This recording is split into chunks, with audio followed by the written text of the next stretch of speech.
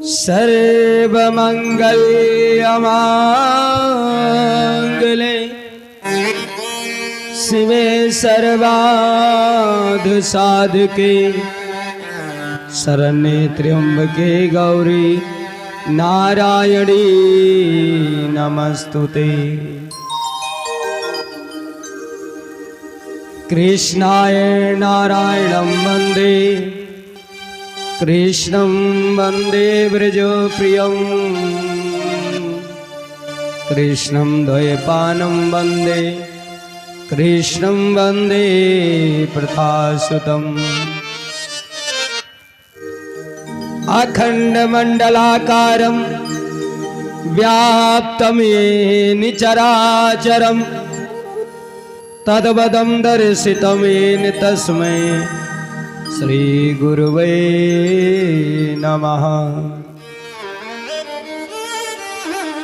गुरुर्ब्रह्मा गुरुर्विष्णु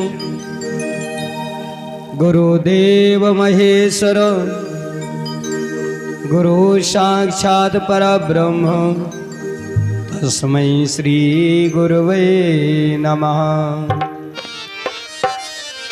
नमो ब्रह्मदेवाय गोब्राह्मणाय हिताय च जगद्धिताय कृष्णाय गोविन्दाय नमो नमः। व्यासाय विष्णुरूपाय व्यासरूपाय विष्णवे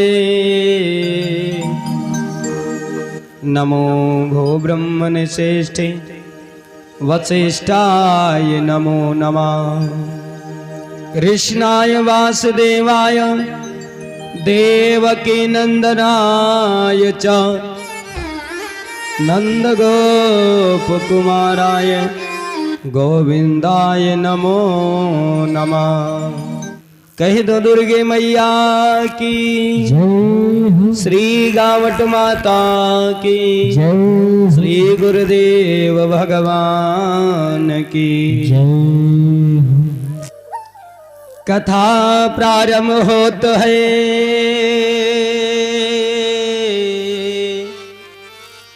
सुनहु वीर हनुमान आसन को प्रभु आइए सखा सहित भगवान। श्री गुरु चरण सरोज रज निज मन मुकुर सुधार बरनौ रघुवर विमल जसो जोदायक फल चार। हो बुद्धहीन तनु जान के सुमिरव पवन कुमार बल बुध विद्या देव मोहि हरहु कलेश विकार। विघ्न हरण मंगल करण श्री गणपति महाराज प्रथम निमंत्रण आपको पूर्ण की जो काज। हंस वाहिनी सरस्वती माँ बीड़ संभालो हाथ काव्य ललित सुंदर बने कंठ विराजो आयो।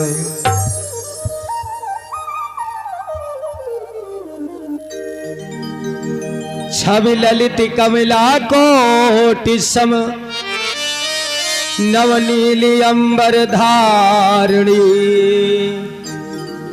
अशसि बदन कंज विलोचनी श्री चंद्रिका मृदुहंसनी।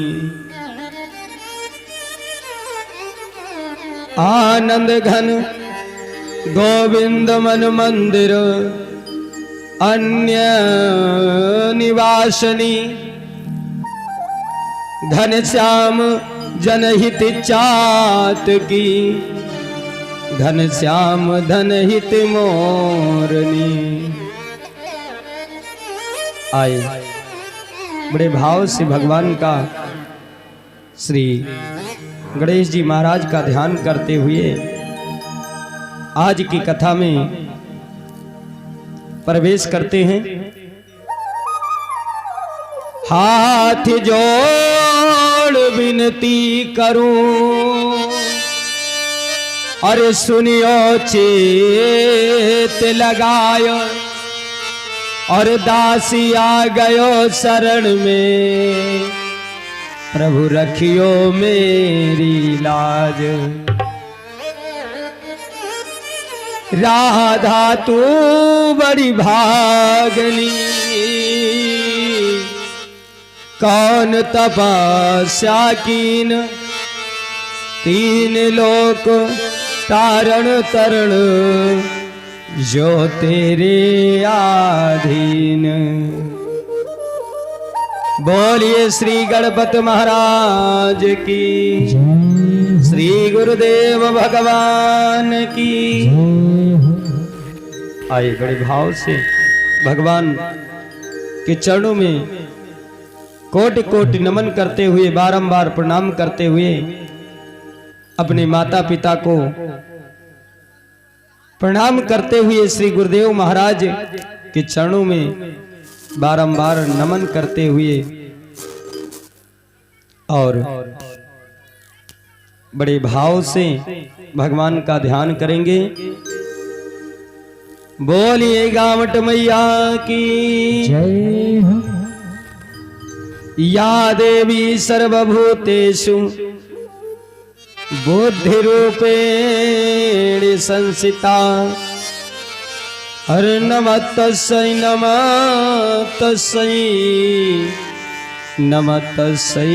नमो नमः।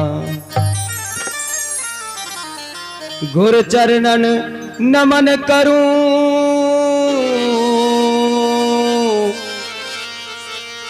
फिर करूं तुम्हारा ध्यान शिव गौरा के लाडले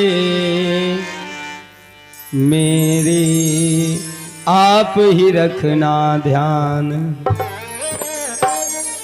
आए आज भगवान कल आप लोगों के बीच में भगवान की आनंदमयी कथा किस प्रकार श्री सुखदेव जी का उत्पत्ति होता है और किस प्रकार से महाराज परीक्षित जी को श्राप मिलता है और किस प्रकार श्रीमद् भागवत की कथा प्रारंभ करते हैं, आप लोगों के बीच में कल बताया गया। और आज भगवान की परम आनंदमयी कथा, भगवान जन्म की कथा की तरफ चलेंगे।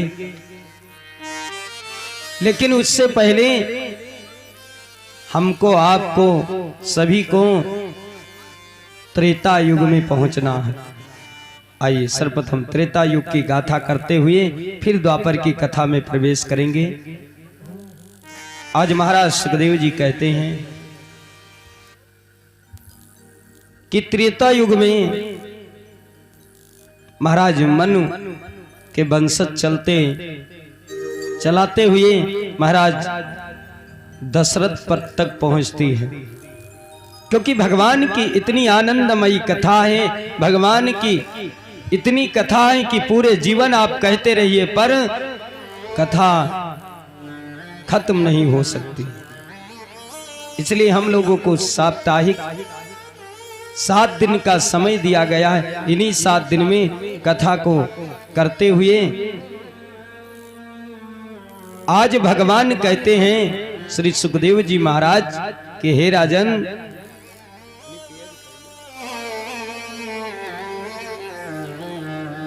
भगवान आज कह रहे हैं सुखदेव महाराज कि हे परीक्षित, एक बार की बात है जब देवासुर संग्राम होता है।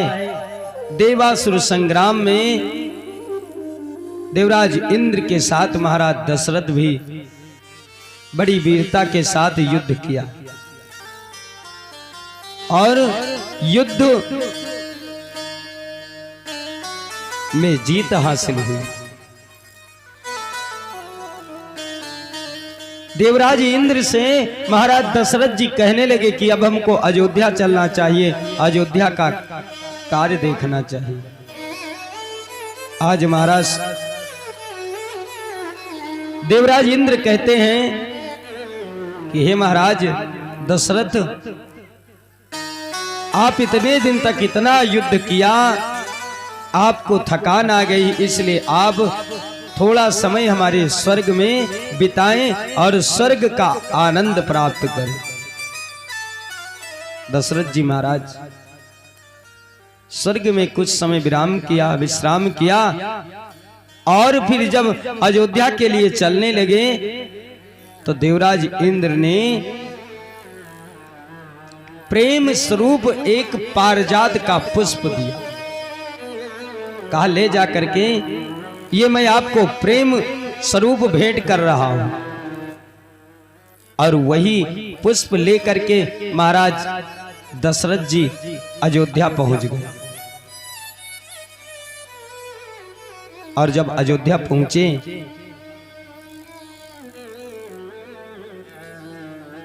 तो महाराज दशरथ जी कौशल्या को बुलाया, कहा हे प्रिय, मैं तुम्हारे लिए कुछ प्रेम भेंट लाया।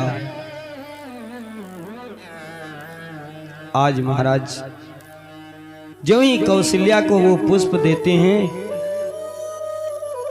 तो महाराज कहते हैं, सुखदेव जी महाराज कह रहे हैं, हे राजन, हे परीक्षित, जब कैकेयी ने ये सुना तो कैकेयी ने कहा, हे राजन, हमको भी एक पुष्प उसी प्रकार का चाहिए। आज श्री दशरथ जी महाराज वो पुष्प ले करके और पुष्प लेने के लिए स्वर्ग को पुनः जब आए तो देखा क्या कि जिस जगह पर दशरथ बैठे हुए थे उस जगह को गंगा जल इत्यादि से धुलाया जा रहा था। दशरथ जी ने पूछा कि भैया इस जगह को आप क्यों इतनी अच्छी तरह से धुल रहे हैं? ब्राह्मण लगे हुए हैं,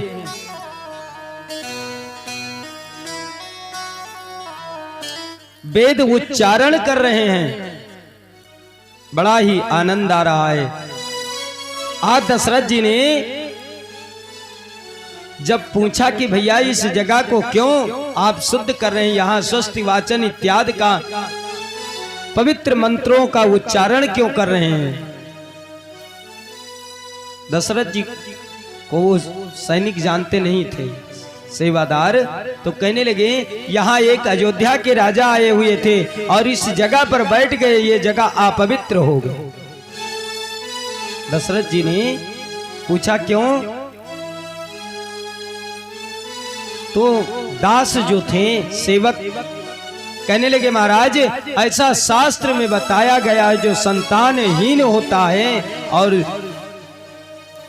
वो जिस जगह पर बैठ जाता है वो 7 गज जमीन अपवित्र हो जाती, 7 गज नीचे और 7 गज चौड़ाई में वो जगह अपवित्र मानी जाती है। उस दिन राजा दशरथ ने सोचा, कहा आज यदि मेरे कोई संतान होता तो ऐसा अपमान नहीं सहना पड़ता। संसार में महाराज सुखदेव जी कहते, राजन सारा कुछ आदमी झेल सकता है, सारी दुख झेल सकता है, पर अपमान नहीं सह सकता। अपमान का दुख बहुत बड़ा होता है। उस दिन राजा दशरथ को पुत्र की आवश्यकता पड़ी। बाबा गोस्वामी तुलसीदास जी ने बहुत सुंदर चौपाई लिखा कि एक बार भूपत मनु माही, एक बार भूपत मनु माही, एक बार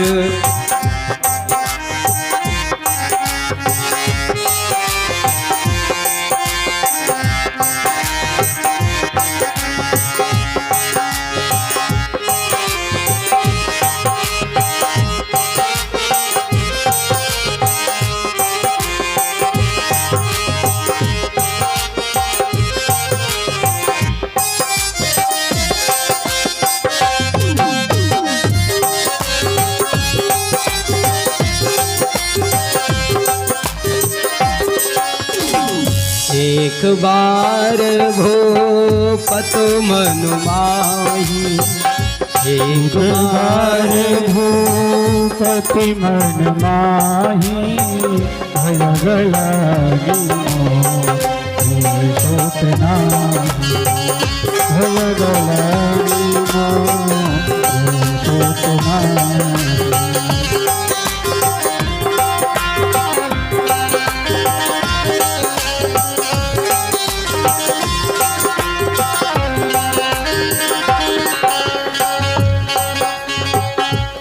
आज महाराज को वह एक बार भूपत मन माही, भई गलान मोरे सुतनाही। उस दिन महाराज को सोच में आया, मन में विचार आया, दुख प्रकट हुआ कि आज मेरे एक पुत्र होता तो ऐसा अपमान नहीं सहना पड़ता। आज महाराज सुखदेव जी कहते, राजन हे परीक्षित, दशरथ जी को जब इतना बड़ा अपमान मिला तो अपमान वो सह नहीं पाए। और कहते हैं, वेद शास्त्र में कहते हैं कि अगर कोई काम आपको करवाना है ईश्वर से तो गुरु की वंदना करनी चाहिए।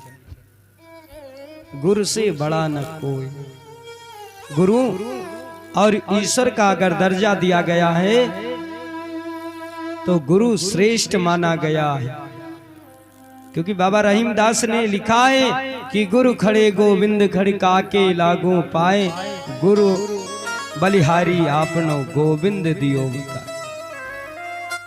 कह रहे हैं महाराज, और यही सब विचार करते हुए महाराज दशरथ जी आज चल देते हैं अपने गुरु वशिष्ठ के पास।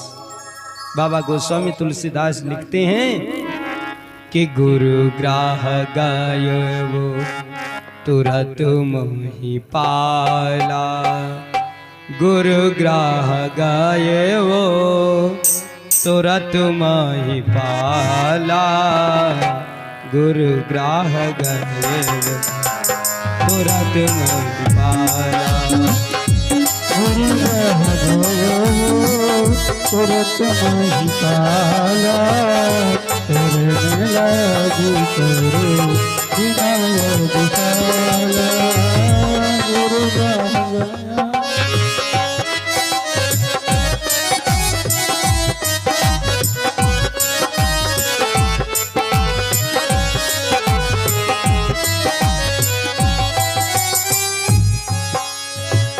गुरु ग्राह गायवो तुरत मोहि पाला, गुरु ग्राह गायवो तुरत मोहि पाला।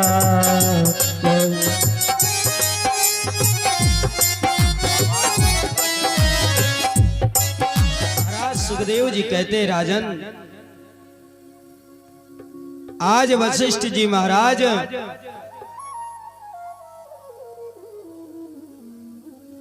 जी के पास श्री दशरथ जी पहुंच गए और विनती करने लगे, हे प्रभु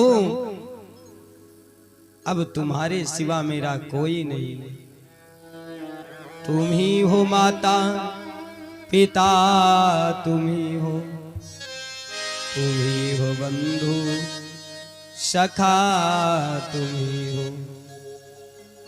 हे गुरुदेव भगवान, अब तुम्हारे सिवा मेरा इस संसार में कोई नहीं है, इसलिए हे प्रभु आप मेरे पुत्र की उत्पत्ति के लिए कोई ना कोई उपाय बता दीजिए। आज महाराज वशिष्ठ जी कहने लगे कि पुत्र श्रेष्ठ यज्ञ कराने के लिए अगर इस पृथ्वी पर निपुण है तो महाराज श्रृंगी ऋषि को बुलाया जाए। और महाराज श्रृंगी ऋषि को बुलाया गया, पुत्र की कामना को लेकर के और यज्ञ कराया गया। यज्ञ में सभी लोग बड़े भाव से आनंदमय हो करके राजा और रानी समेत सभी लोग आहुत दिए और भगवान प्रसन्न हो गए। अग्निदेव प्रकट हुए। एक भगवान अग्निदेव ने अपने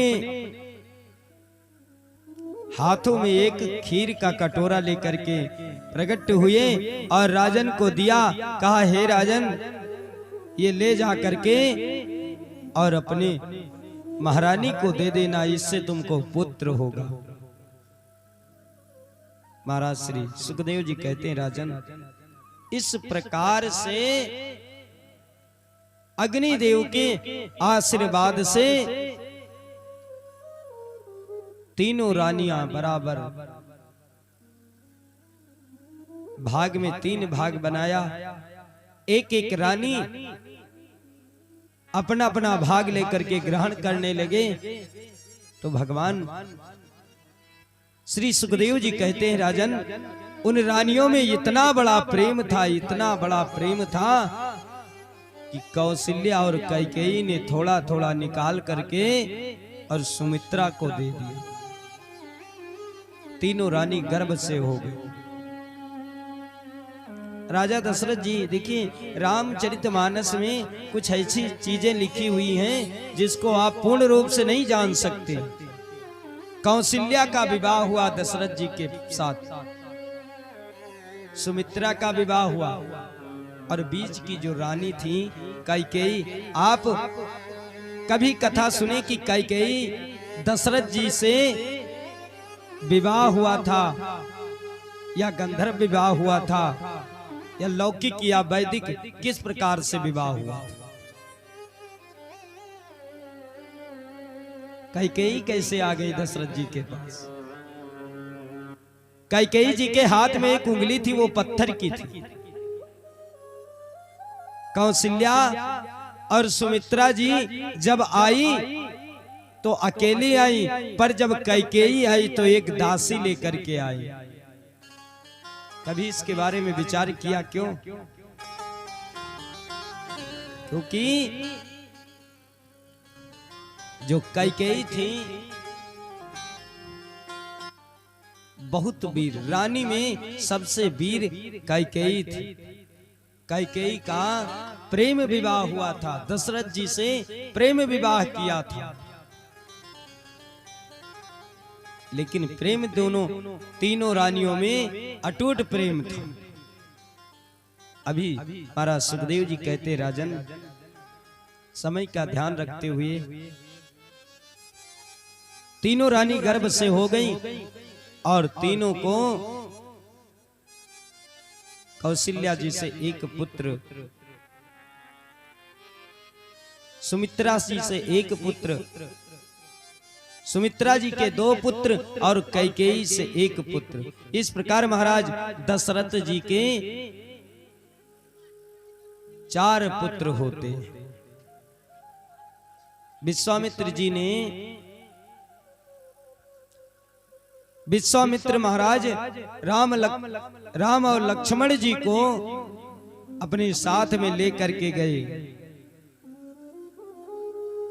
धनुष विद्या सिखाई। जनकपुर पहुंचे, विवाह हुआ, सीता स्वयंवर रचा गया, धनुष का खंडन किया, सीता जी से विवाह हुआ और अयोध्या को आ गए। जब अयोध्या को आए तो होता क्या है,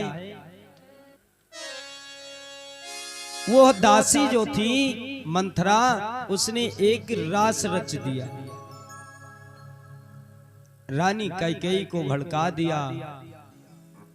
कहते हैं, जहां सुमत तहां संपत्ति नाना, जहां सुमति तहां संपत्ति नाना, जहां कुमत तहां विपतु निदाना, जहां सुमति तहां संपत्ति नाना।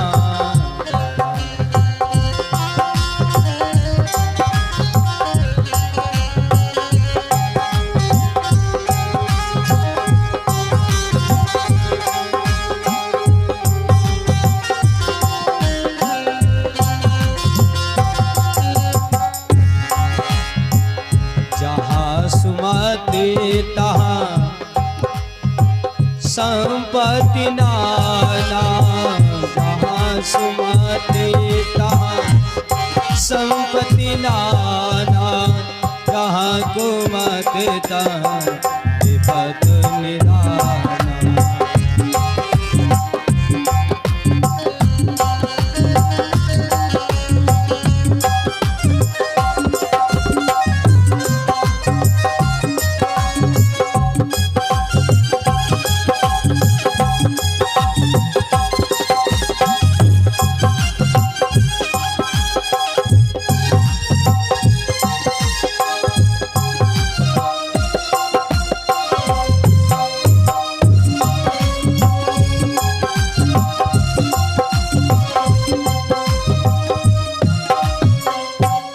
आज महाराज सुखदेव जी कहते, राजन जहां संपत्ति होती है, जहां कुमति, जहां प्रेम वहां संपत्ति, और जहां क्रोध वहां विपत्ति होती है।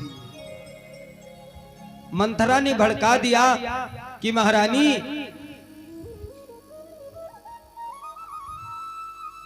राम का राज्याभिषेक हो रहा है, राम राजा बन जाएंगे, लेकिन भरत जैसे कि तैसे रह जाएंगे। इसलिए आज वो समय आ गया है वरदान मांगने का। आप वरदान मांग लीजिए कि राम को वनवास हो जाए और भरत को राज तिलक हो जाए। हमारा वेद शास्त्र कहता है कि राम से सबसे ज्यादा यदि प्रेम करती थी तो वो कैकेयी जी थी। कैकेयी से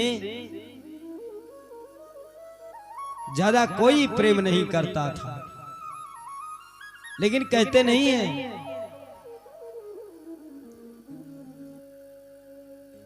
जिस रात्रि को महाराज राम जी का राज्य अभिषेक होना था, उसी रात में राम जी सरकार अपनी माता कैकेयी से मिलने आए और कहने लगे, हे मैया, मैं जिस कार्य के लिए यहाँ आया हूं वो अभी कार्य पूरा नहीं हुआ, क्योंकि वो कार्य हम निशाचर का वध करने के लिए आए हैं, निशाचर का संहार करने के लिए यहाँ पर आया हूं। और अगर मैं राजा बन गया तो फिर जिस कारण से मैं यहाँ आया हूं वो कारण नहीं पूरा होगा। इसलिए हे माता, आप जाकर के पिताजी से कोई ऐसा उपाय करिए कि राज्याभिषेक रुक जाए। और आज वही ज्ञान मंथरा ने कैकेयी को समझाया। कैकेयी ने क्रोप भवन में जाकर के बैठ गई। दशरथ जी आए, कहने लगे, क्या बात है, मांगो। इतना खिला हुआ चेहरा आपका क्यों उदास में पड़ा है?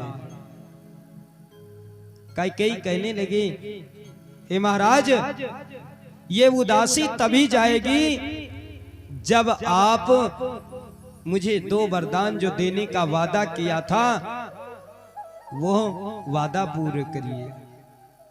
दशरथ जी ने कहा, मांगो, क्या मांगना चाहते हो? कैकेयी जी ने कहा कि आपको पहले प्रतिज्ञा करनी पड़ेगी, वचन देना पड़ेगा कि अगर मैं वरदान मांगा और अगर आप नहीं दिए तो दशरथ जी कहने लगे कि रघुकुल रीति सदा चली आई, प्राण जाए पर वचन न जाए। महाराज कहते हैं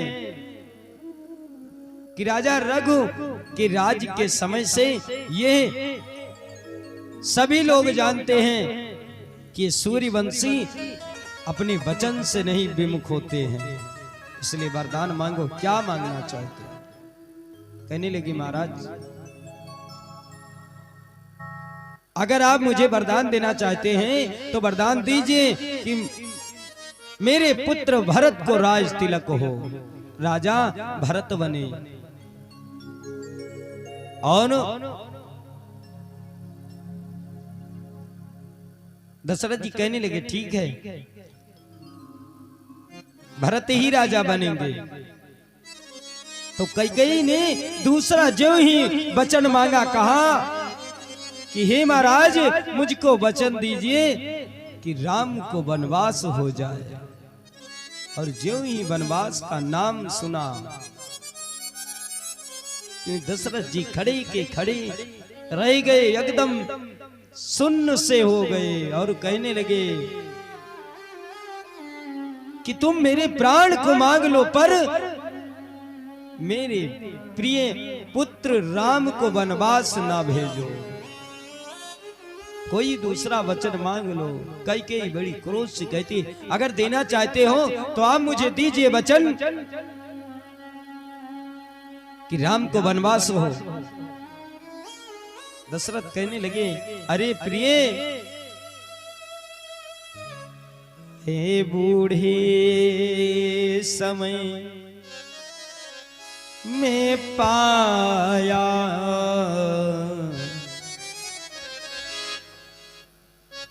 कितने वर्षों के बाद हमने पुत्र आंख से देखने को मिला है, इसलिए हे महारानी तुम कोई दूसरा वचन मांग लो। कैकेयी कहने लगी कि तो ठीक है, तो कह दो कि हम वचन अपना तोड़ दो, मैं दूसरा वचन नहीं मांगूंगी, लेकिन तुम अपना वचन अगर तोड़ना चाहते हो तो तोड़ दो। दशरथ जी कहने लगे कि अगर मेरी वाणी चली गई, मेरे वचन चले गए, तो मानो कोई भी आदमी हो, कोई भी प्राणी हो, अगर बात से विमुख हो गया, मानो वो जीवन उसका बेकार है।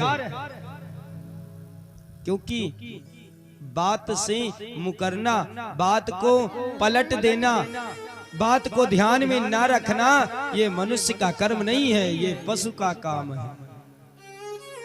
बैल को कितना भी चलाया जाए, एक डंडा मारो सीधे सीधे चलेगा, फिर थोड़ी देर बाद वो भूल जाएगा, फिर उसको डंडा ही लगाना पड़ेगा। लेकिन मनुष्य बुद्धिमान होता है। आज महाराज कह रहे हैं कि दशरथ जी बार बार समझाते हैं अपनी पत्नी को। कैकेयी कहती नहीं, मुझको चाहिए तो वरदान यही दीजिए। आज दशरथ जी बड़े सोच में पड़ जाते हैं, लेकिन हर प्रकार से जब देख लिया तो वचन दे दिया। आज राम जी सरकार वन के लिए गमन हो जाते हैं। पिता के वचन के लिए घर को त्याग दिया, राजमहल को त्याग दिया, राम जी चलने लगे। भैया लक्ष्मण कहने लगे कि हे भैया, हम भी चलना चाहते हैं। राम जी सरकार कहते हैं, अरे तुम कहां जाओगे? क्योंकि पिता ने हमें वन जाने का वादा किया है, हमें वन भेजने के लिए वरदान मांगा है कैकेयी माता, तो इसलिए तुम कहां जाओगे? लक्ष्मण कहने लगे, भैया मैं जब तक सुख में आपके साथ में रहा हूं तो दुख में भी मैं आपके साथ में ही रहूंगा। सीता मैया कहने लगी कि मैं भी चलूंगी। कहने लगे तुम कहां जाओगे? वन वन भटकना पड़ेगा, भूखे प्यासे रहना पड़ेगा। माता सीता कहती हैं कि जहां पति यदि स्त्री सुख में है और पति दुख में है, तो वो पति को दुख में देख करके स्त्री अगर सुख में रहती है तो पति व्रत से भंग हो जाता है। इसलिए सीता जी भी चल दिया। दशरथ जी बहुत समझाए लेकिन राम जी सरकार नहीं मानते हैं। तब सुमंत जी को दशरथ जी ने बुलाया और कहा, भैया हे मित्र, क्योंकि सुमंत महाराज दशरथ के मंत्री थे और मित्र भी थे। सुमंत जी से कहा कि हे मित्र, राम को नगर दिखा करके वापिस ले आना। राम जी सरकार रथ पर सवार हो जाते हैं और आगे चल देते हैं। चलते चलते गंगा जी के तट पर पहुंच जाते हैं। तभी बाबा गोस्वामी तुलसीदास जी ने लिखा बहुत सुंदर चौपाई कि मांगी नाव न केवट आना, मांगी नाव न केवट आना।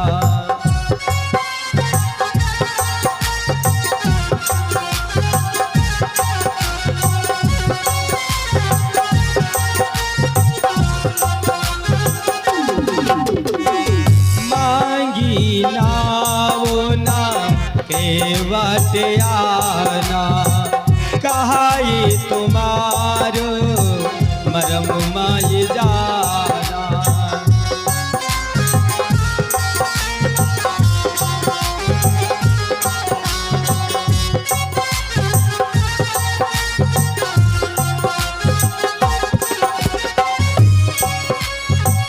मांगी नाव न केवट आना, कहाई तुम्हारो मरम माय जाना।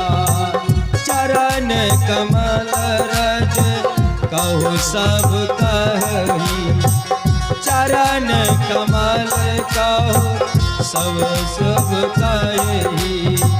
मानुष करन मोर कछु अरही।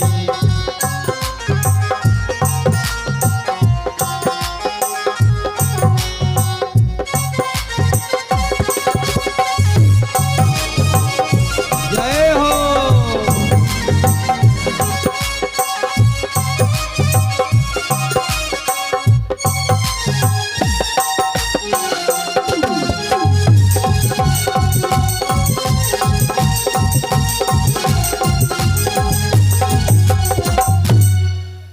आज राम जी सरकार जब यमुना जी के तट पर पहुंचे गंगा जी के, तो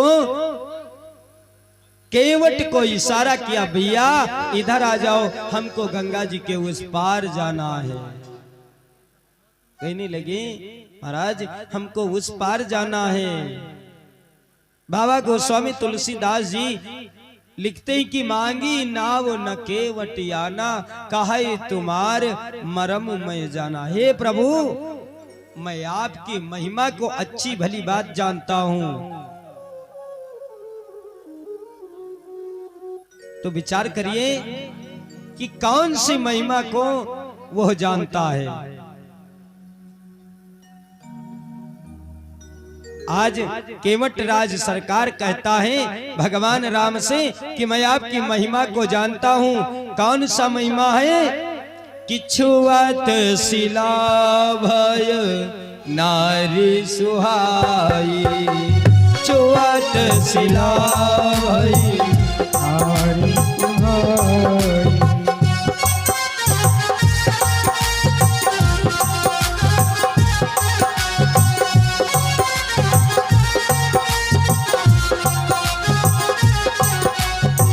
छुअत शिला भई नारी सुहाई, छुअत शिला भई नारी सुहाई।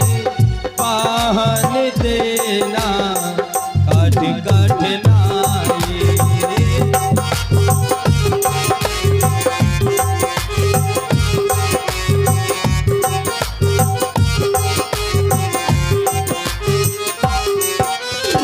आज केवट राज कहता है प्रभु मैं आपके चरण की महिमा को भली भांति जानता हूं कि हमने सुना है कि आपके चरण से ही पत्थर की शिला नारी हो गई। और अगर प्रभु कहीं आपने मेरे नाव पर बैठ लिया तो नाव नारी न बन जाए नाथ।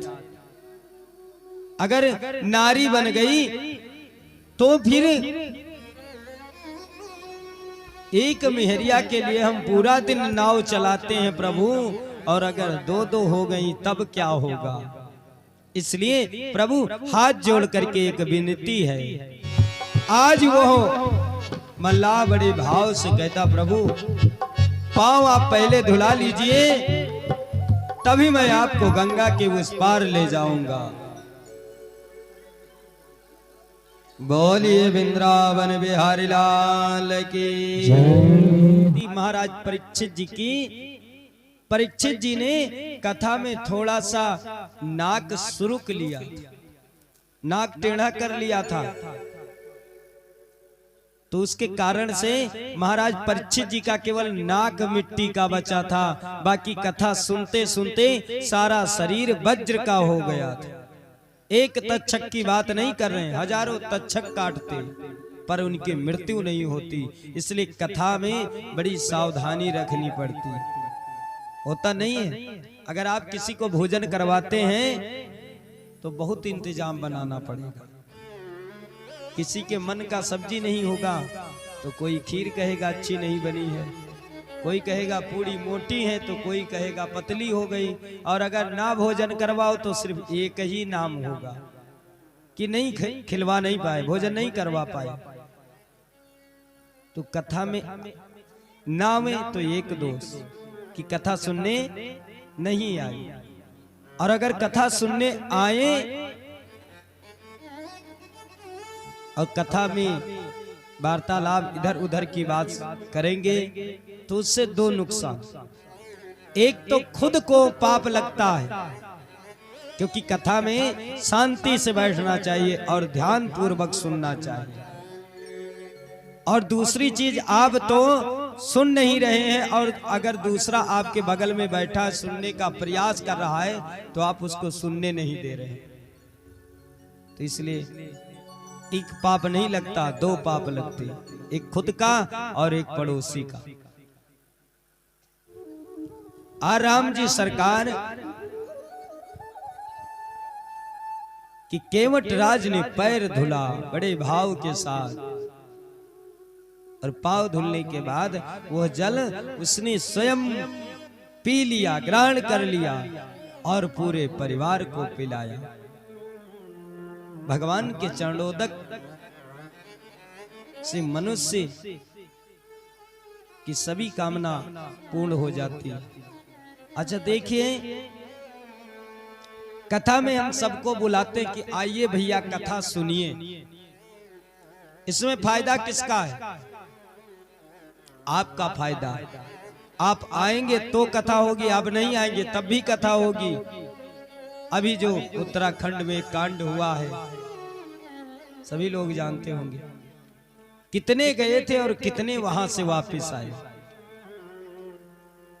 तो जिंदगी का कोई भरोसा नहीं है, जिंदगी का कोई मतलब नहीं है। जो हमारी जीव आत्मा है, ये निकलने के बाद लोग क्या कहते हैं, जल्दी लेकर चलो, जल्दी निकालो इनको घर से।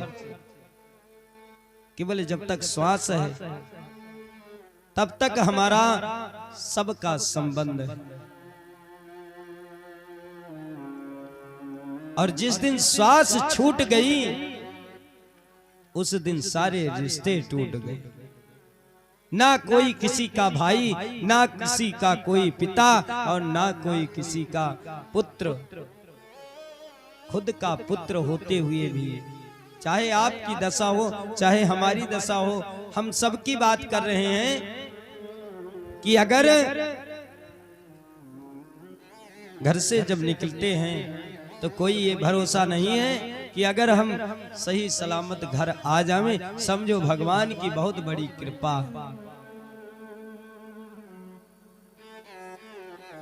एक गांव में 4 आदमी रहते थे।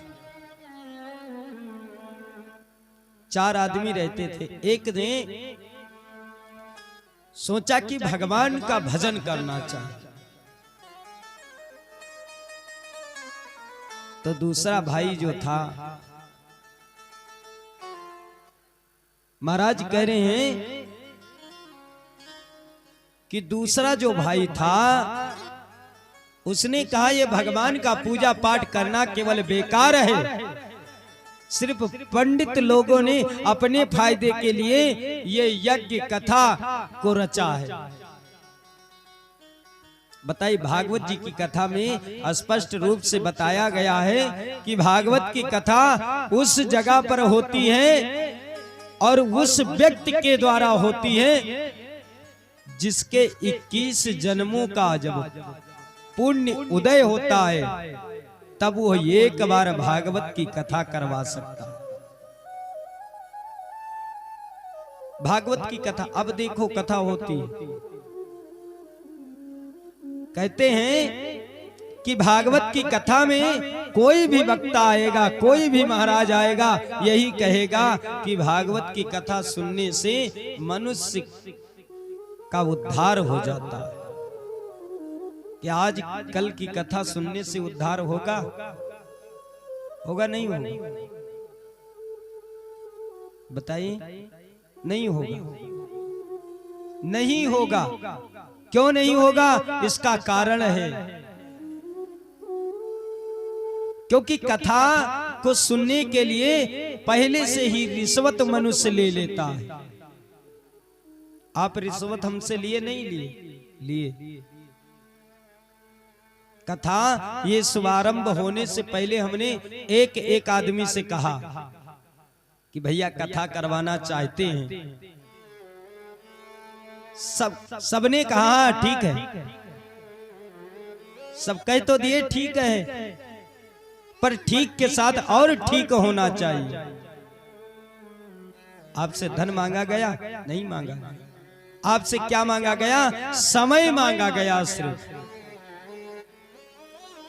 पूरा दिन आप काम करिए, सिर्फ आपसे 3 घंटे का समय मांगते हैं और आप वो भी नहीं दे सकते हैं। बताइए, उस कथा का कोई मतलब निकला? कोई फल मिलेगा? नहीं मिलेगा।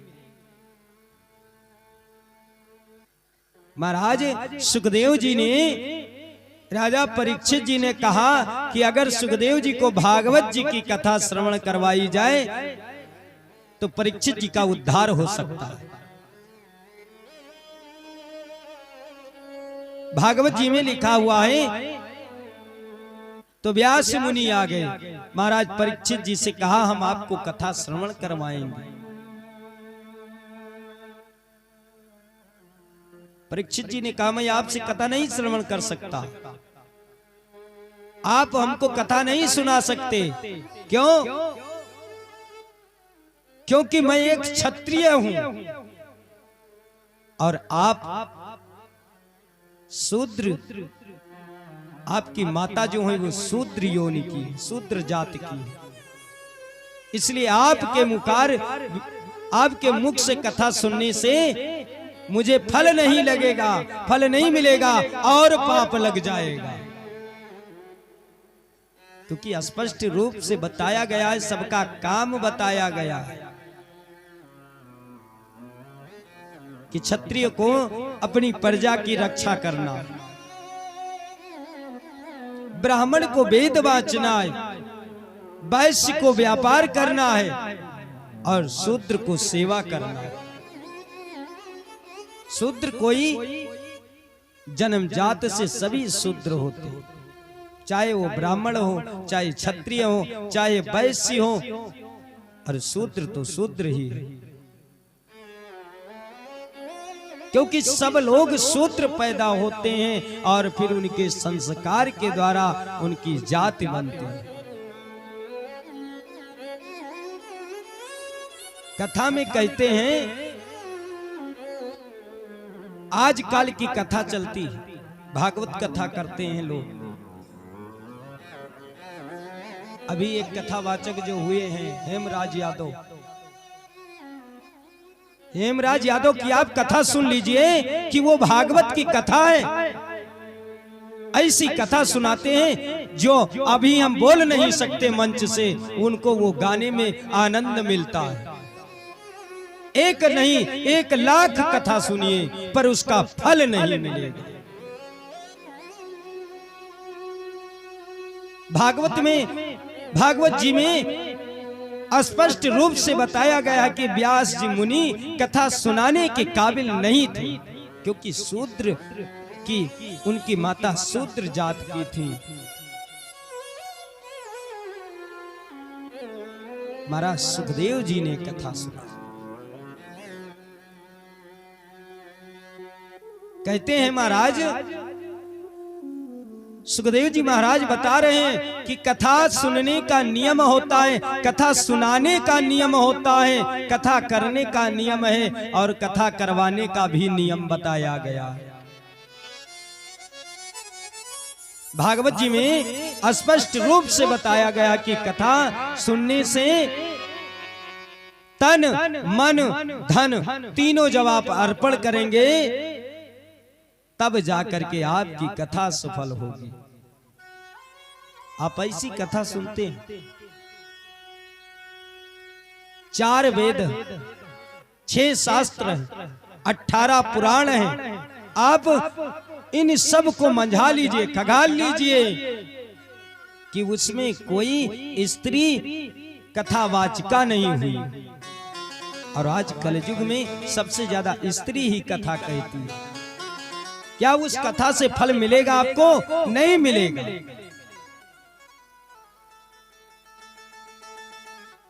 एक बात हुई थी भैया,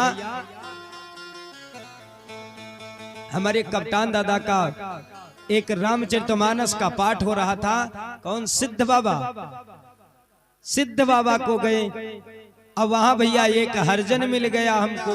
सुबह सुबह जब स्नान किए वो हरिजन मिल गया। अब वो हमसे कहने लगा, महाराज ये पंडित लोग सब हमका निकाल दिए, बाहर कर दिया। हमने उनसे एक बात पूछा, बताओ भीमराव अंबेडकर किस बिरादरी के? आज तुम जय भीम का जो नारा लगाते हो तो भीमराव अंबेडकर किस बिरादरी के? शूद्र ही तो हैं, हरिजन जात के हैं। उनको बताते हैं जय भीम। अरे क्या ईश्वर से बढ़ करके भीम है? आप बताइए, मन में विचार करिए। अभी कुछ कार्डों पे हमने देखा लिखा हुआ है ओम बुद्धाय नमः। बुद्ध को हम गलत नहीं कर रहे हैं, गलत नहीं साबित करना चाहते हैं, लेकिन क्या बुद्ध ईश्वर का दर्जा प्राप्त कर सकते हैं? उनसे जरा एक बार आप लोग पूछिए। हम तो पूछ लेते हैं कि आप किस बुद्ध की पूजा करते हैं? बुद्ध ग्रह की पूजा करते हैं या सिद्धार्थ की पूजा करते हैं? कौन से बुद्ध हैं जिनको बुद्धाय नमः लिख करके कार्ड बांटते हैं? गणेश जी का नाम हटा दिया। क्या इस पूजन से आपका कल्याण हो सकता है? नहीं हो सकता, क्योंकि भगवान कहते हैं, भागवत गीता में स्पष्ट रूप से बताए हैं कि मैं सर्वस्व व्याप्त हूं। लेकिन कर्म प्रधान विसुरच राखा, कर्म प्रधान विसुरच राखा।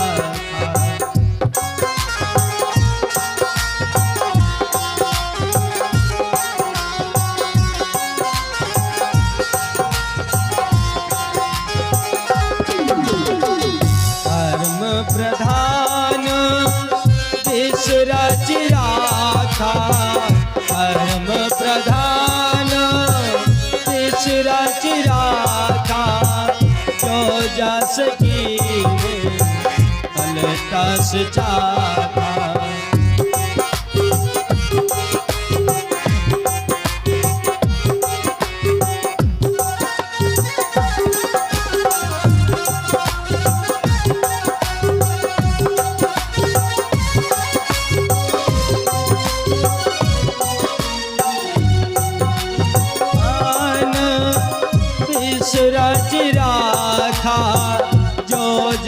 कीन सो रस फल चाखा।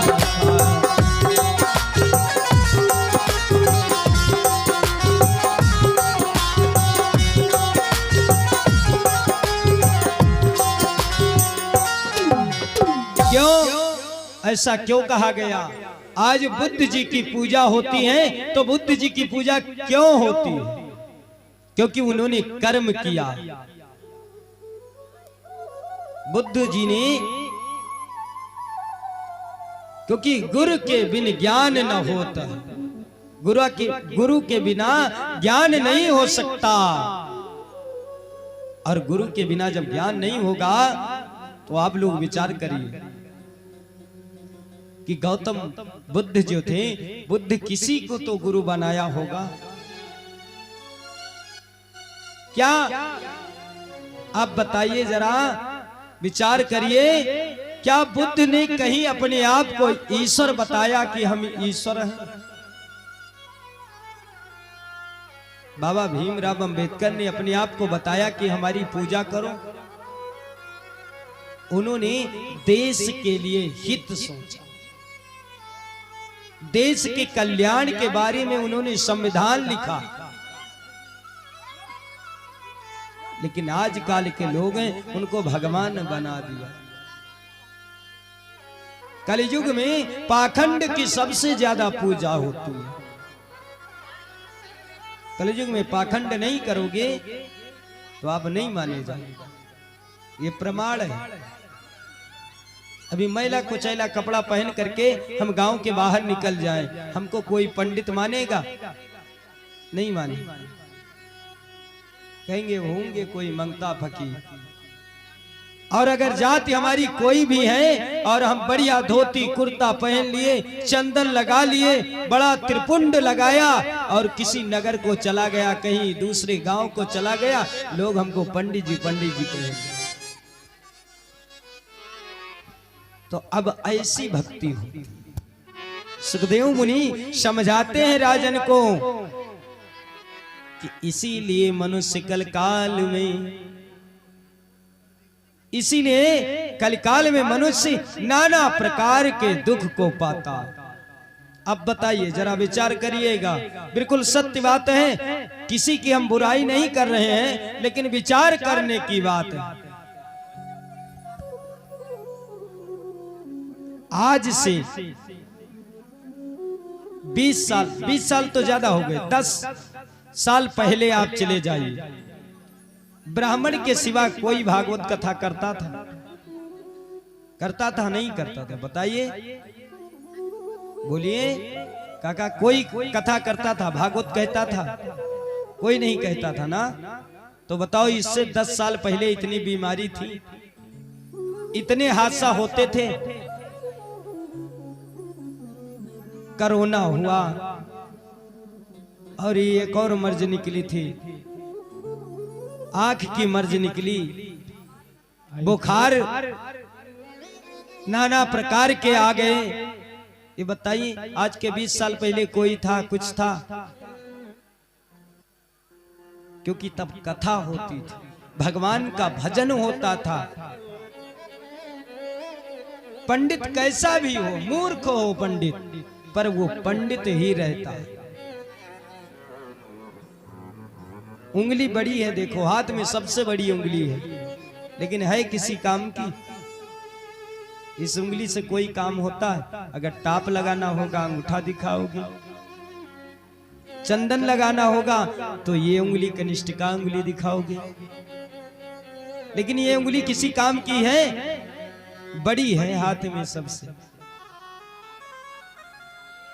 अंगूठा सबसे छोटा है, नहीं है? सबसे छोटा हाथ में अंगूठा, नाप लीजिए, इस उंगली से भी अंगूठा छोटा है, लेकिन सबसे काम का है। तो ब्राह्मण कितना ही मूर्ख हो, पर वो पूजनीय है। ब्राह्मण को आप ऐसे बुला लीजिए, सिर्फ उसके चरण धुलिए, भोजन करवाइए, जो भी आपके पास दक्षिणा हो आप उसको दे दीजिए, आपका कल्याण हो जाएगा। लेकिन सत्यनारायण भगवान की कथा सुनते हैं, सत्यनारायण भगवान की कथा करते हैं। कहते हैं महाराज आयो कथा हमरे यहाँ कह जाना। महाराज आयो कथा हमरे यहाँ बाँच जाओ। महाराज गए बाँच दी, महाराज बाँच दीन कथा। अब वही कथा बचाए ली। क्या आपने कथा सुना? लिखा हुआ है सत्यनारायण भगवान की कथा आप सभी लोगों ने सुना होगा। उसमें लीलावती और कलावती की कथा आती है। लीलावती ने सिर्फ साधु बनिया ने सिर्फ संकल्प किया कि यदि मुझे संतान हो जाएगी तो मैं सत्यनारायण भगवान का व्रत करूंगा और उनको पुत्र पुत्री प्राप्त होगी। आप 1 लाख कथा करिए और संकल्प ले लीजिए, आपको कुछ नहीं मिलने वाला, क्योंकि जय की भावना रही जैसी प्रभु मूरत देखी तेने तैसी। क्यों नहीं मिलेगा फल? क्योंकि अभिमान आ गया कि हम करवाएंगे कथा। क्या कोई कथा करवा सकता है? संसार में भगवान को प्रसन्न कर सकता है पूजा से? कोई नहीं पूजा से प्रसन्न। भगवान सिर्फ भाव के भूत। इसलिए कोई भी आप काम करिए सोच विचार करके काम करना चाहिए। सोचोगे नहीं तो बाद में पछताना पड़ेगा। श्री गुरुदेव भगवान की आए। बड़ी आनंदमयी भगवान की परम आनंदमयी कथा। कहते हैं कि भगवान की ऐसी आनंदमयी कथा चल रही है। आज भगवान की पावन कथा देखिए। कहते हैं कि जब भगवान की कृपा होती है, आनंद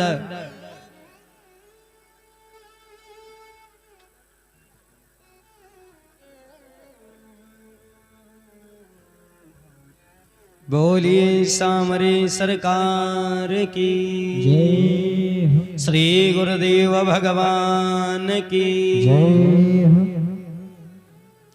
भगवान की कथा में बिना सौभाग्य के कोई कथा नहीं सुन सकता। कितनी भी व्यवस्था किया जाए भैया, और अगर आपके भाग्य में कथा नहीं, सब कुछ आपको मिल सकता है, लेकिन कथा और संत बड़े दुर्लभ से मिलते।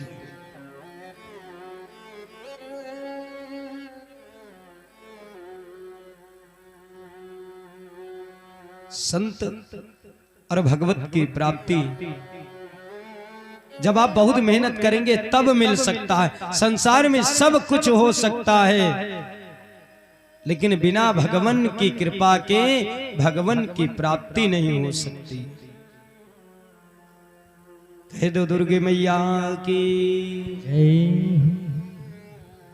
गावट माता की जय, राधे रानी सरकार की जय।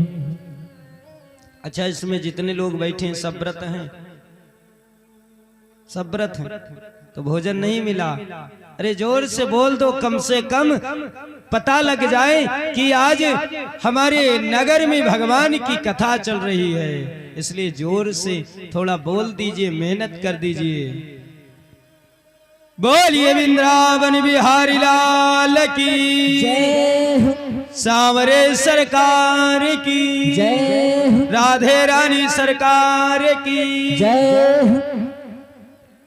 एक बात ये बताओ दादा, लल्लू दादा, अगर मान लीजिए किसी से झगड़ा हो गया, और झगड़ा जब हो गया, 4 आदमी आ गए, इकट्ठा हो गए, तो उसमें किसी से कहना पड़ता कि तुम बोलो। अब किसी से कहना पड़ता है? अपने आप शुरू हो जाते हैं। लेकिन भगवान की जयकारा करने के लिए बार बार कहना पड़ता है, फिर भी मुख से जय नहीं निकलता। ये भगवान की कृपा है। क्योंकि कहते हैं अगर सब लोग भक्त हो जाएंगे तो सबकी परम गति हो जाएगी, तो फिर ये नरक लोक का मतलब क्या रह जाएगा, मृत्यु लोक का मतलब क्या रह जाएगा। बोलिए सामने सरकार की जय। कि आज महाराज सुखदेव जी कहते हैं कि भगवान के चरण केवट राज ने बड़े भाव से धुला और उसका जल पान किया। वो जल था वो स्वयं ग्रहण किया और पूरे परिवार को ग्रहण करवाया।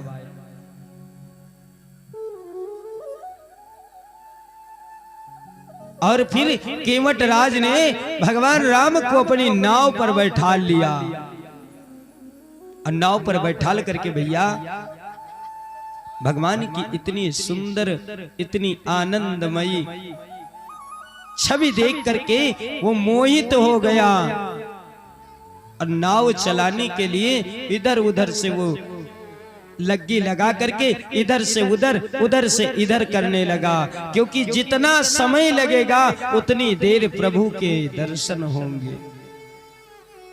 एक केवट और एक हम आप कि भगवान के भजन करने का समय नहीं।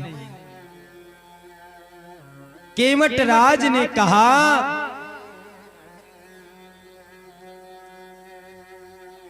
आज केवट बड़े भाव से उस नाव को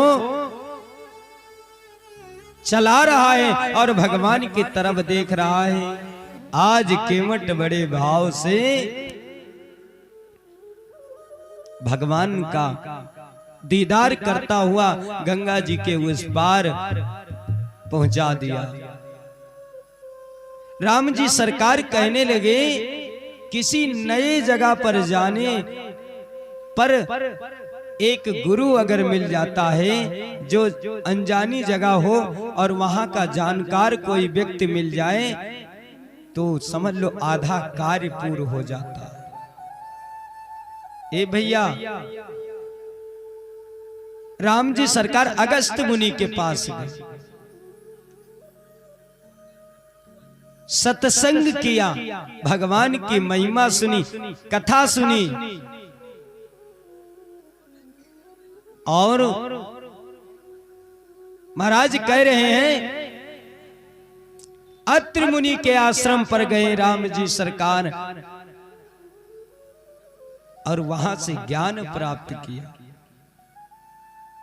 माता सीता ने अनुसुईया जी से अपने पति धर्म के बारे में जानकारी प्राप्त किया। राम जी सरकार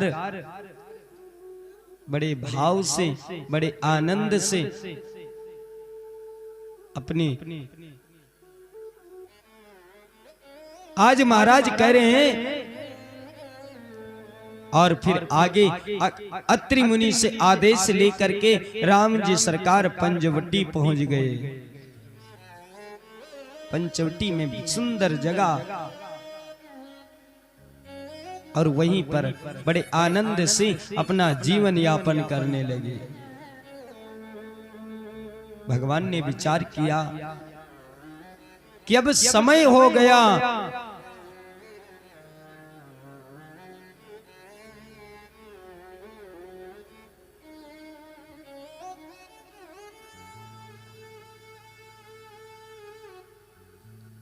अब हमको कुछ लीला करनी चाहिए। आज भगवान बड़े भाव से अग्निदेव से प्रार्थना किया, सीता जी से कहने लगे कि तुम अब अग्नि में प्रवेश कर जाओ, क्योंकि अब हमको नर लीला करना है।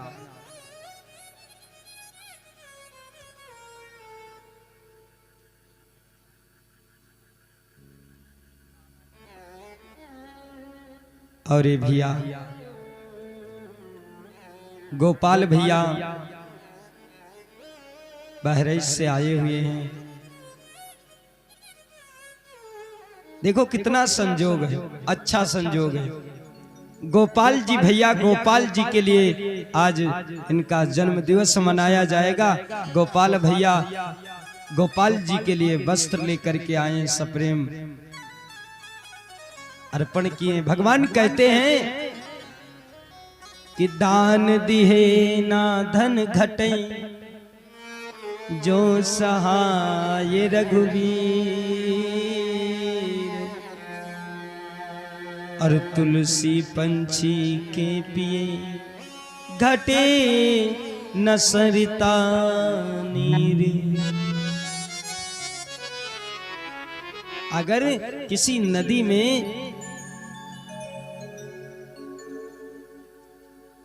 में कोई पक्षी जल पीता है तो उस नदी का जल कम नहीं पड़ जाएगा। इसी प्रकार तुलसीदास कहते कि दान दिए धन ना घटे।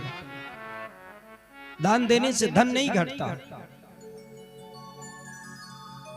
क्योंकि दान देने वाला जो दान होता है वो अब का भी है और तब का भी। एक गांव में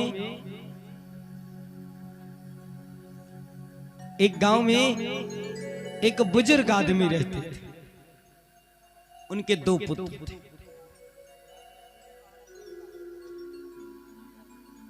उनके 2 पुत्र थे।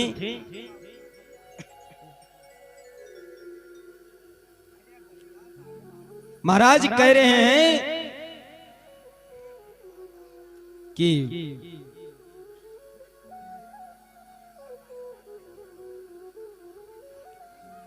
कह दो दुर्गे मैया की जय, सांवरे सरकार की जय। तो बुजुर्ग आदमी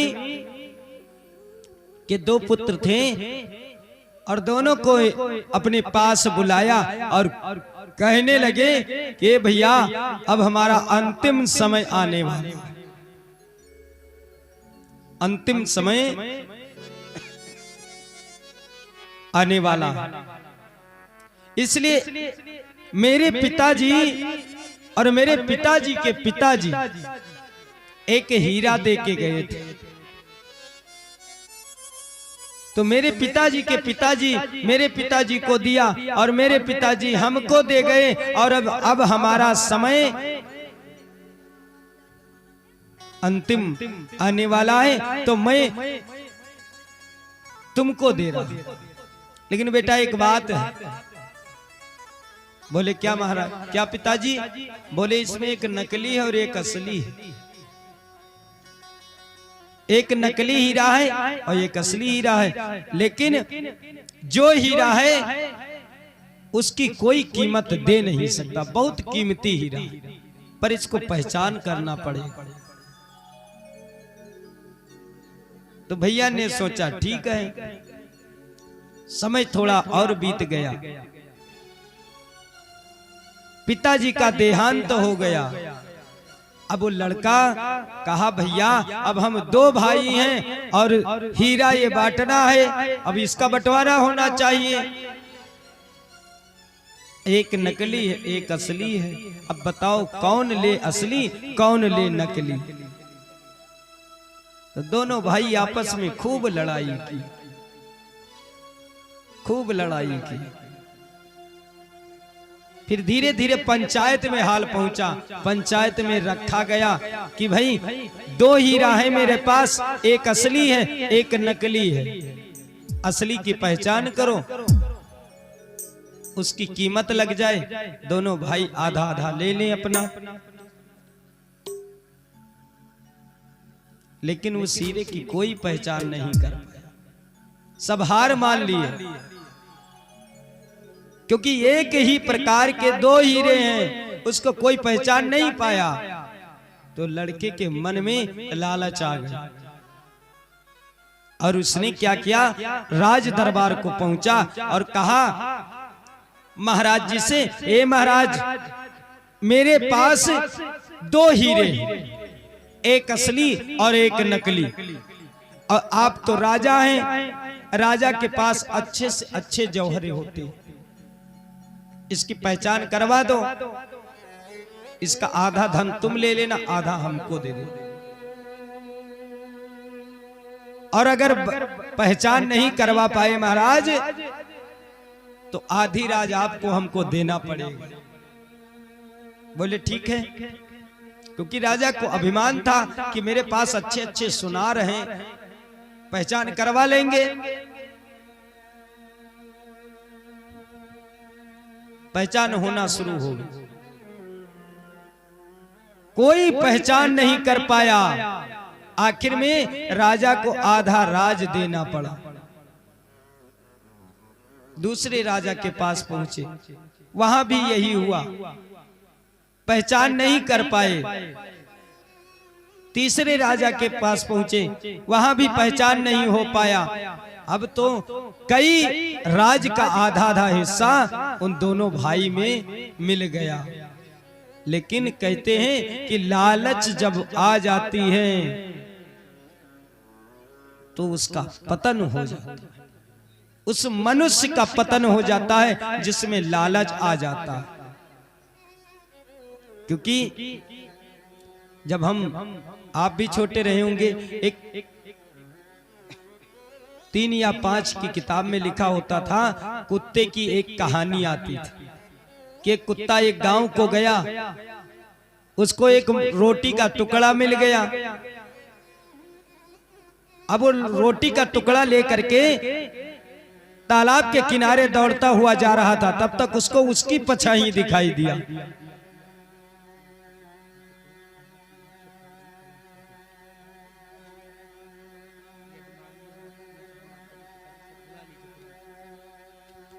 और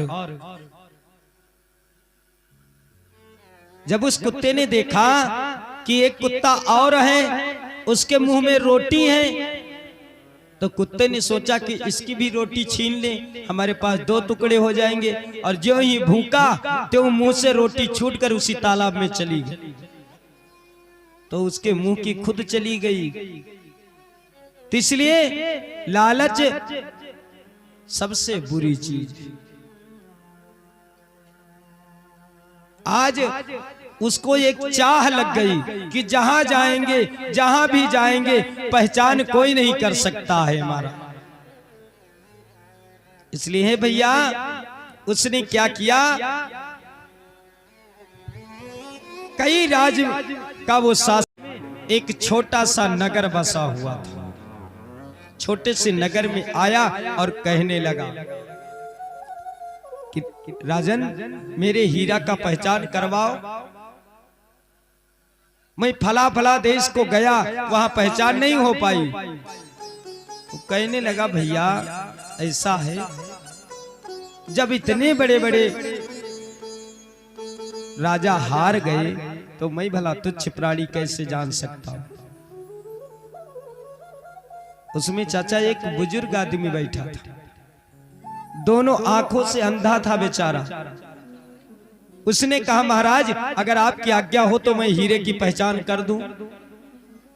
अब लोग सोचने लगे कि इतने बड़े जौहर नहीं इसका पहचान कर पाए, और इसको दिखता भी नहीं, हीरे का कैसे पहचान कर सकता। लोग खिल्लियां उड़ाने लगे, हंसने लगे। लेकिन राजा का धर्म होता है अपनी प्रजा की बात सुनना। राजा विवश हो गए और राजा ने कहा, ठीक है आप पहचान करिए। उसने दोनों हीरा लिया और दोनों हीरे को, ठंडक का मौसम था, सब लोग धूप में बैठे थे, और दोनों हीरा को उठा करके वो धूप में रख दिया। और जब धूप में रखा, घंटों बीत गए, बातें हो रही हैं, लोग समझ रहे हैं कि अभी ये परख नहीं पाएगा, इसका आधा रात चला जाएगा। यही सब आपस में विचार कर रहे हैं। लेकिन वो बुजुर्ग आदमी चुपचाप बैठा रहा। 1 घंटा बीत गया। राजा ने कहा, भैया बताओ तो, पहचान तो करो। उस बुजुर्ग ने कहा कि महाराज हीरे की पहचान हो गई। अब सब लोग देखने लगे, ना तो इसने कुछ देखा ना कुछ किया, और कह रहा है हीरे की परख हो गई। कहने लगे कैसे महाराज? तो बुजुर्ग आदमी गया, दोनों हीरो को दिखता तो था नहीं, हाथ से छुआ और छूने के बाद एक उसमें से हीरा उठा करके और जमीन पर पटक दिया, टूट गया। कहने लगा महाराज ये कांच का टुकड़ा, ये असली हीरा है। अब महाराज कहने लगे अच्छा, उस हीरा को राजघराने में जमा करवा दिया गया। तब उस बुजुर्ग आदमी से पूछने लगे महाराज, कहने लगे बताओ तुमने पहचान कैसे की? तो मनुष्य के पास कहते हैं कि बिन सत्संग विवेक न होई, बिन सत्संग विवेक न होई, बिन सत्संग विवेक न होई।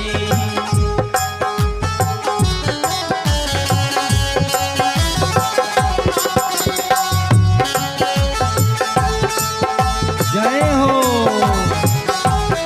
हरि बोल, बोलिए राधे रानी सरकार की।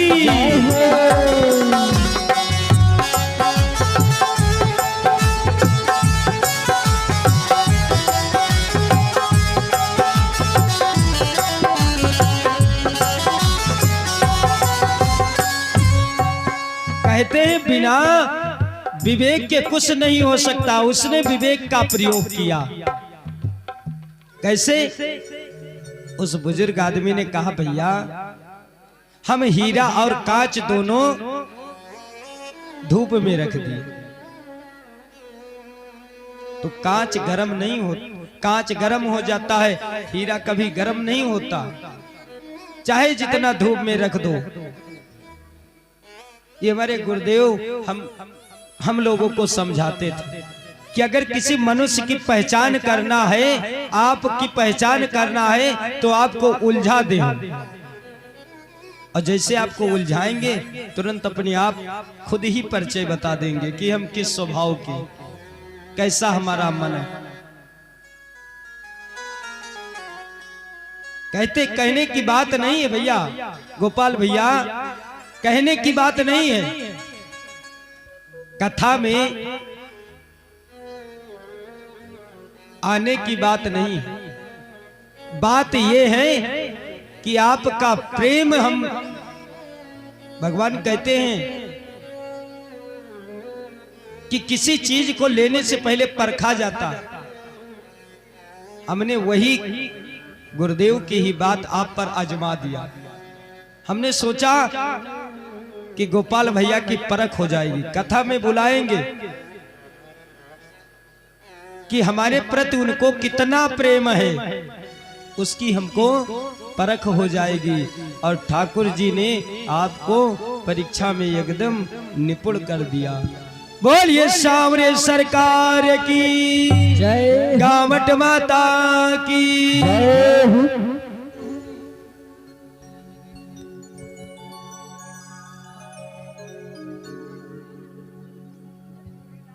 बड़े आनंदमयी कहते हैं संसार जिसके लिए हम आप चोरी करते हैं, चंडाली करते हैं, बेईमानी करते हैं, लेकिन कोई स्वार्थ लाग करई सब प्रीति, सुर नर मुन की है यही रीति। स्वार्थ जब तक हमारा रहेगा तब तक हमसे प्रेम होगा, स्वार्थ खत्म प्रेम खत्म। कहते हैं आज सास और बहू में 80% झगड़ा होता, 80%, लेकिन उसका कारण क्या है? कारण यह है कि जब वो आई थी तब थी बहू, और जब बहू आई तो वो सास हो गई। यानी पहले उनका पद ऊंचा था, बाद में कम हो गया। क्योंकि आप आए होंगे कभी तो मालिक बनने की कोशिश किया होगा ना। तो जब आपकी बहू आई तो वो मालिक क्यों नहीं होनी चाहिए, उसको मालिक आप बना दीजिए, झगड़ा नहीं होगा।